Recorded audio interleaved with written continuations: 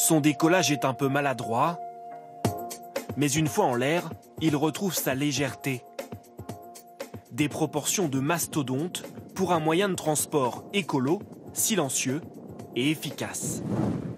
Le dirigeable, on le croyait oublié, mais des entreprises parient aujourd'hui sur lui pour le transport de marchandises ou même de personnes. Quels avantages et quels débouchés pour ce secteur en pleine renaissance. Dans ce hangar au nord de Londres, un engin qui sillonnera bientôt le ciel anglais. Cet aéronef, 93 mètres de long, lévite sans effort au-dessus du sol. Il est aussi très économe en carburant car une fois en l'air, il fonctionne à l'électricité.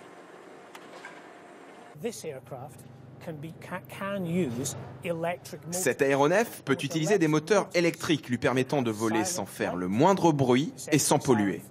Et ça, c'est important pour la planète. Un engin gonflé à l'hélium, capable de rester en l'air 21 jours d'affilée et de transporter jusqu'à 50 personnes en toute sécurité. Rien à voir avec les dirigeables du siècle dernier. Dans les années 30, ils étaient remplis d'hydrogène, un gaz inflammable et responsable de plusieurs accidents. Il a suffi de 30 secondes pour que cet orgueil de la technique allemande ne soit plus qu'un amas de poutres tordues. Les dirigeables d'aujourd'hui ont bien changé. Cette jeune entreprise française mise sur le très grand format. L'engin conçu par cette équipe fera 150 mètres, aussi long que 2 Airbus A380.